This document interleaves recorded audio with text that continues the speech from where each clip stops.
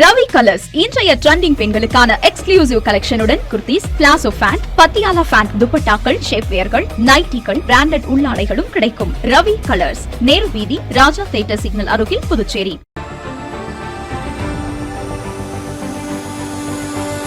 Build a 5-star career with Aditya's Institute of Hotel Management. Step into the world of hospitality. Train at Aditya's. Work across the world. Turn your passion into profession. From classrooms to global careers. Learn, lead, and succeed. Aditya's Institute of Hotel Management. Ariyangapam, Puducherry. Your passport to a global hospitality career. வணக்கம். முக்கிய செய்திகள். புதுப்பொலிவுடன் மீண்டும் திறக்கப்பட்ட வரலாற்று சிறப்புமிக்க கலங்கரை விளக்கம். பொதுமக்கள் உற்சாக வரவேற்பு. பாரம்பரியத்தை பாதுகாப்பதும் வளர்ச்சியின் ஒரு பகுதியே, நிர்மலா சீதாராமன் பேச்சு. திடக்கழிவுகளை பொதுமக்களே பிரித்து தர வேண்டும், முதல்வர் ரங்கசாமி அறிவுறுத்தல். ஆகஸ்ட் முதல் டிஜிட்டல் ரூபாயில் உணவு மானிய தொகை வழங்கப்படும், புதுச்சேரி அரசு அறிவிப்பு. நம்ம பாண்டிச்சேரிக்கு ரிலையன்ஸ் ஃபேஷன் வேர்ல்ட் வந்தாச்சு. குவாலிட்டியான பிராண்டட் ஆடைகள் கம்மியான விலையில. எங்க தெரியுமா? அண்ணா சாலை ரத்னா தியேட்டர் பக்கத்துல இருக்க நம்ம ரிலையன்ஸ் ஃபேஷன் வேர்ல்ட் தான். இங்க கலெக்ஷன்ஸ் எல்லாமே ட்ரெண்டுக்கு ஏத்த மாதிரி இருக்கு. 1999 ரூபாய்க்கு மேல பர்ச்சேஸ் பண்ற அனைவருக்கும் Cello brand kettle, John Players duffel bag மற்றும் அமெரிக்கன் டூரிஸ்டர் ட்ராலி பேக் போன்ற பரிசுகளும் இருக்கு. பிராண்டட் ஆடைகள் வாங்க அண்ணா சாலை ரிலையன்ஸ் ஃபேஷன் வேர்ல்ட் வாங்க. Reliance fashion world, Anna Salai Ratna theatre அருகில், புதுச்சேரி. இனி விரிவான செய்திகள். புதுச்சேரியின் வரலாற்று சிறப்புமிக்க பழைய கலங்கரை விளக்கம் புதுப்பிக்கப்பட்டு மத்திய நிதி அமைச்சர் நிர்மலா சீதாராமனால் பொதுமக்கள் பயன்பாட்டிற்காக திறந்து வைக்கப்பட்டது. புதுச்சேரியின் வரலாற்று சிறப்புமிக்க பழைய கலங்கரை விளக்கம் புதுப்பிக்கப்பட்டு ஜூன் 25ஆம் தேதி மாலை பொதுமக்கள் பயன்பாட்டிற்காக திறந்து வைக்கப்பட்டது. மத்திய சரக்கு மற்றும் சேவை வரி ஆணையரகத்தின் சார்பில் ரூபாய் 3.2 கோடி மதிப்பீட்டில் புதுப்பிக்கப்பட்ட இந்த கலங்கரை விளக்கத்தை மத்திய நிதி அமைச்சர் நிர்மலா சீதாராமன் திறந்து வைத்தார். 1836ஆம் ஆண்டு ஜூலை 1ஆம் தேதி பொறியாளர் லூரி கிரீன் வடிவமைப்பில் கடற்கரை சாலையில் 29 மீட்டர் உயரத்தில் 132 படிக்கட்டுகளுடன் இந்த கலங்கரை விளக்கம் கட்டப்பட்டது. உலகின் முக்கியமான 250 கலங்கரை விளக்கங்களில் ஒன்றாக விளங்கிய இது 1931ஆம் ஆண்டு புதுப்பிக்கப்பட்டது. பின்னர் 1952ஆம் ஆண்டு ஏற்பட்ட புயலால் சேதமடைந்ததை தொடர்ந்து காட்சி பொருளாக மாற்றப்பட்டது. 1974ஆம் ஆண்டு முதல் செயல்படாமல் இருந்த இந்த வரலாற்று சின்னம் அதன் பழமை மாறாமல் ரூபாய் 3.2 கோடி செலவில் புதுப்பிக்கப்பட்டு தற்போது பொதுமக்கள் பார்வைக்காக மீண்டும் திறக்கப்பட்டுள்ளது. நடைபெற்ற திறப்பு விழாவில் துணைநிலை ஆளுநர் கைலாஷ்நாதன், முதலமைச்சர் என் ரங்கசாமி, அமைச்சர் மல்லாடி கிருஷ்ணராவ், மத்திய மற்றும் மாநில அரசு துறை அதிகாரிகள், பொதுமக்கள் உள்ளிட்ட பலர் கலந்து கொண்டனர். நாட்டின் பொருளாதார வளர்ச்சிக்கு துறைமுகம், விமான நிலையங்கள் பெரும் பங்களிக்கின்றது என்று புதுவையில் மத்திய நிதி அமைச்சர் நிர்மலா சீதாராமன் கூறினார். புதுச்சேரி கடற்கரை சாலையில் காந்தி திடல் அருகே சுமார் 190 ஆண்டுகள் பழமையான கலங்கரை விளக்கம் உள்ளது. பிரெஞ்சு ஆட்சியில் கவர்னர் ஜெயின் சைமன் காலத்தில் கட்டப்பட்ட இந்த கலங்கரை விளக்கம் மத்திய கலால்துறை கட்டுப்பாட்டில் உள்ளது. தற்போது பயன்பாட்டில் இல்லாத இந்த கலங்கரை விளக்கம் ரூபாய் 3.5 கோடி செலவில் புதுப்பிக்கப்பட்டுள்ளது. இதன் திறப்பு விழா நேற்று மாலை நடைபெற்றது. விழாவிற்கு கவர்னர் கைலாஷ்நாதன் தலைமை தாங்கினார். முதலமைச்சர் ரங்கசாமி முன்னிலை வகித்தார்.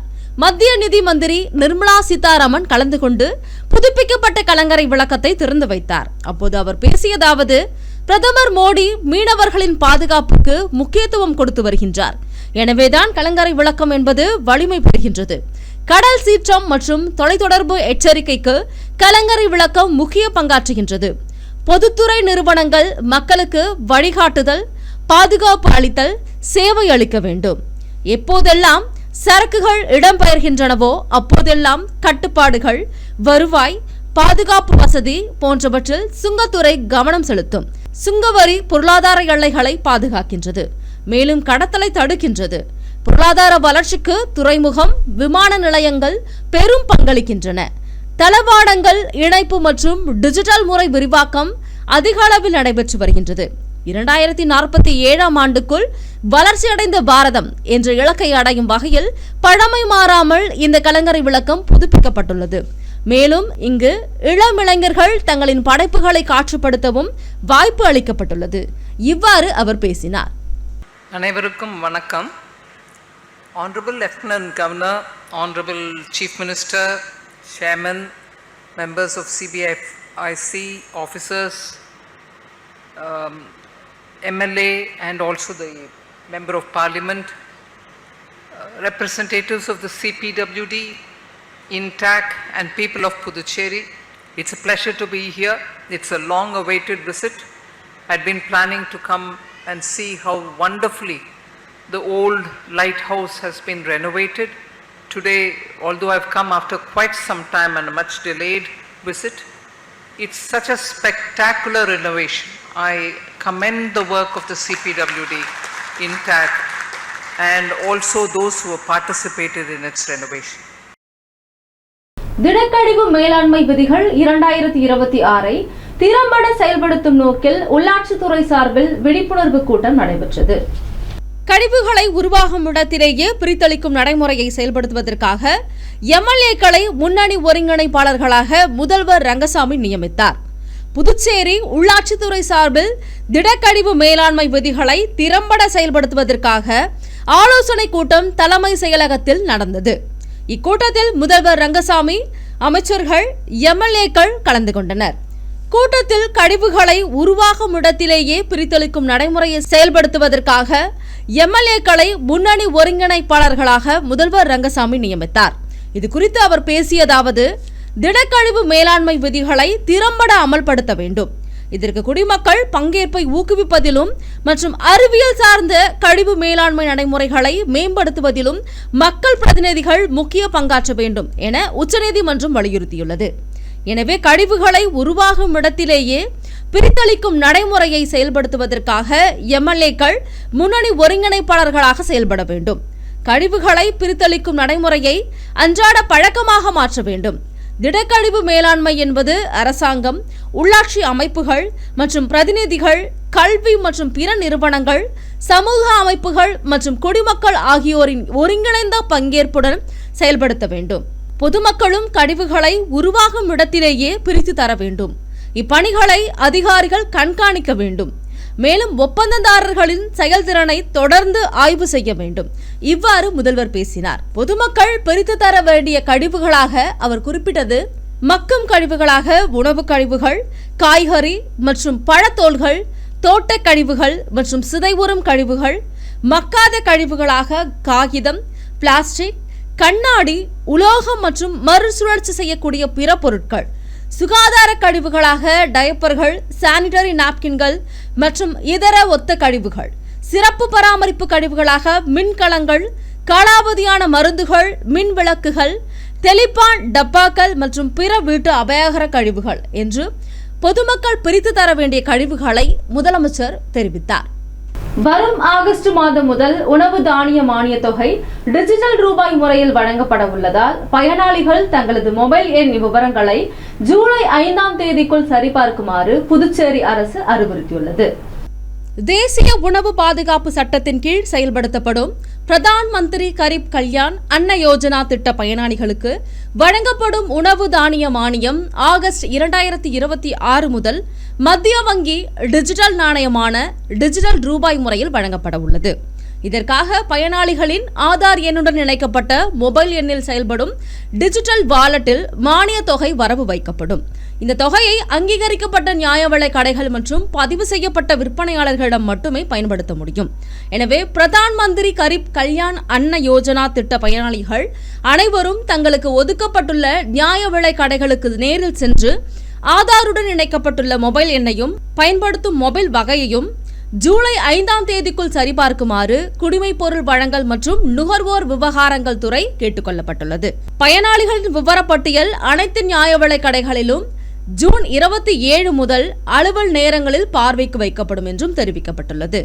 பூரணாங்குப்பத்தில் 400 ஆண்டுகள் பழமை வாய்ந்த முடியன் குளம் புதுப்பிக்கப்பட்டு மத்திய நிதியமைச்சர் நிர்மலா சீதாராமன் திறந்து வைத்தார். புதுச்சேரி அடுத்த மணவெளி தொகுதிக்கு உட்பட்ட பூரணாங்குப்பம் கிராமத்தில் 400 ஆண்டுகள் பழமை வாய்ந்த முடியன் குளம் புதுப்பிக்கப்பட்டு திறந்து வைக்கப்பட்டது. தன சுந்தராம்பாள் அறக்கட்டளையின் முயற்சியுடன் கிராம மக்களின் ஒத்துழைப்பில் சீரமைக்கப்பட்ட இந்த குளத்தை மத்திய நிதி அமைச்சர் நிர்மலா சீதாராமன் திறந்து வைத்தார். முழுமையாக விவசாயத்தை நம்பி வாழும் பூரணாங்குப்பம் கிராமத்தில் விவசாயத்திற்கான முக்கிய நீராதாரமாக பல குளங்கள் உள்ளன. அவற்றை பாதுகாக்க கிராம மக்கள் தொடர்ந்து பல்வேறு நடவடிக்கைகளை மேற்கொண்டு வருகின்றனர். அதன் ஒரு பகுதியாக அங்காள பரமேஸ்வரி அம்மன் கோயில் அருகே அமைந்துள்ள மூழியன் குளம் புதுப்பிக்கப்பட்டுள்ளது. சுமார் 1 ஏக்கர் பரப்பளவு கொண்ட இந்த 400 ஆண்டுகள் பழமை வாய்ந்த இந்த குளம் சீரமைக்கப்பட்டதுடன் அதன் சுற்றுப்பகுதியில் மரக்கன்றுகள் நடப்பட்டு நடைபாதையும் அமைக்கப்பட்டுள்ளது. நடைபெற்ற திறப்பு விழாவில் துணைநிலை ஆளுநர் கைலாஷ்நாதன், முதலமைச்சர் ரங்கசாமி, சட்டமன்ற உறுப்பினர் ராம், முன்னாள் சட்டப்பேரவை தலைவர் செல்வம் உள்ளிட்டோர் கலந்து கொண்டனர். இந்த குளத்தின் புதுப்பிப்பு நீர்வள பாதுகாப்பு, சுற்றுச்சூழல் மேம்பாடு மற்றும் விவசாயத்திற்கு பெரும் பயனளிக்கும் எனவும் தெரிவிக்கப்பட்டுள்ளது. புதுச்சேரியின் வரலாற்று அடையாளங்களை பாதுகாப்பது வளர்ச்சியின் முக்கிய அங்கம் என்று துணைநிலை ஆளுநர் கைலாஷ்நாதன் தெரிவித்துள்ளார். புதுச்சேரியின் வரலாற்று சிறப்புமிக்க பழைய கலங்கரை விளக்கம் புதுப்பிக்கப்பட்டு மீண்டும் திறந்து வைக்கப்பட்ட விழாவில் துணைநிலை ஆளுநர் கைலாஷ்நாதன் உரையாற்றினார். அவர் பேசுகையில், கலங்கரை விளக்கம் என்பது ஒரு சாதாரண கட்டிடம் அல்ல என்றும் பல நூற்றாண்டுகளாக கடலில் பயணம் செய்த எண்ணற்ற மாலுமிகளுக்கு பாதுகாப்பான வழியை காட்டிய ஒளிகோபுரம் என்றும் தெரிவித்தார். மேலும் புதுச்சேரியின் வரலாற்று அடையாளங்களையும் பாரம்பரிய சின்னங்களையும் பாதுகாப்பது அவசியம் என்றும் வரலாற்றை மறந்து வளர்ச்சியை நோக்கி முன்னேற முடியாது என்றும் குறிப்பிட்டார்.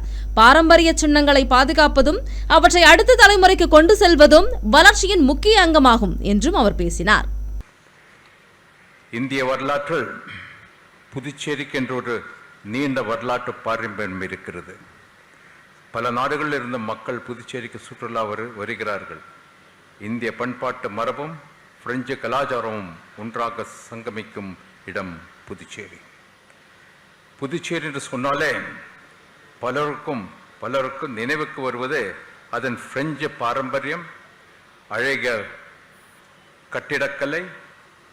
ஆனால் புதுச்சேரியின் வரலாறு பிரெஞ்சு ஆட்சிக்கு ஆயிரக்கணக்கான ஆண்டு முந்தைய ஒரு தொன்மையான வரலாறு இருக்கிறது.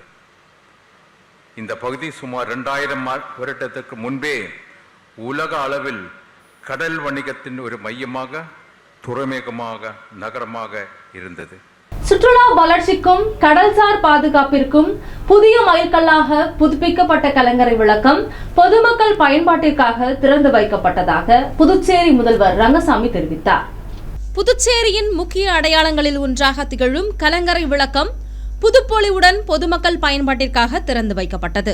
சுற்றுலா வளர்ச்சி மற்றும் கடல்சார் பாதுகாப்பை மேம்படுத்தும் நோக்கில் மேற்கொள்ளப்பட்ட இந்த பணிகளின் திறப்பு விழா கோலாகலமாக நடைபெற்றது. புதுச்சேரியில் புதுப்பிக்கப்பட்ட கலங்கரை விளக்கத்தின் திறப்பு விழா சிறப்பாக நடைபெற்றது. இந்த நிகழ்வில் முதல்வர் ரங்கசாமி, ஆளுநர் கைலாஷ்நாதன் மற்றும் அரசு அதிகாரிகள் பலர் கலந்து கொண்டனர். விழாவில் பேசிய முதல்வர் ரங்கசாமி, சுற்றுலா வளர்ச்சிக்கும் கடல்சார் பாதுகாப்பிற்கும் கலங்கரை விளக்கம் முக்கிய பங்காற்றுவதாக கூறினார். மேலும் புதுச்சேரியின் பாரம்பரிய அடையாளங்களில் ஒன்றாக கலங்கரை விளக்கம் திகழ்வதாகவும் அவர் தெரிவித்தார்.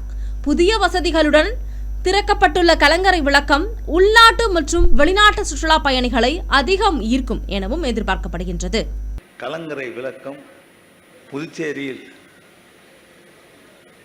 பழமையான வணிக நிலை எப்படி இருந்தது என்பதை அறிவுறுத்துகின்ற வகையில் இருப்பதை நாம் அனைவரும் அறியலாம். அரிக்குமேடு வணிகத்திற்கு ஒரு மையமாக இருந்ததை நாம் அனைவரும் நன்றாக அறிவோம்.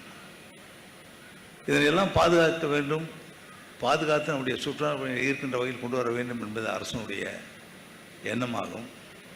நம்முடைய மத்திய அரசுடைய உதவியோடு நம்முடைய பழமையான கட்டிடங்களை பாதுகாப்பதில் நம்முடைய அரசு மிகுந்த கவனம் செலுத்தி வருகின்றது. பொலிவூர் நகர் திட்டத்தின் கீழ் பழமையான கட்டிடங்கள், குறிப்பாக கல்வி காலேஜ், வஉசி உயர்நிலைப் பள்ளி மற்றும் பல கட்டிடங்கள், பள்ளிகள் இவற்றையெல்லாம் புதுப்பித்து பழமை மாறாமல் வைத்திருப்பதை நீங்கள் அனைவரும் நன்றாக அறிவீர்கள். அதற்கு மத்திய அரசுக்கு என்னுடைய மனமார்ந்த நன்றியை நான் தெரிவித்துக் கொள்கிறேன். புதுச்சேரியில் பாஜக சார்பில் நெருக்கடி நிலை கால ஜனநாயக வீரர்களை நினைவு கூறும் பொதுக்கூட்டம் நடைபெற்றது. பாரதிய ஜனதா கட்சியின் சார்பில் நெருக்கடி நிலை காலத்தில் நடைபெற்ற ஜனநாயக மீறல்கள் மற்றும் மக்களுக்கு நேர்ந்த அவலங்களை எடுத்துரைக்கும் பொதுக்கூட்டம் மாநில தலைவர் VP ராமலிங்கம் தலைமையில் புதுச்சேரியில் நடைபெற்றது. நிகழ்ச்சியில் அமைச்சர் நமச்சிவாயம், முன்னாள் சட்டப்பேரவைத் தலைவர் ஏம்பலம் செல்வம் ஆகியோர் கலந்து கொண்டனர். சிறப்பு விருந்தினராக தமிழ்நாடு சேவா பாரதி மாநில பொதுச் செயலாளர் இளங்குமரன் சம்பத் பங்கேற்று சிறப்புரையாற்றினார்.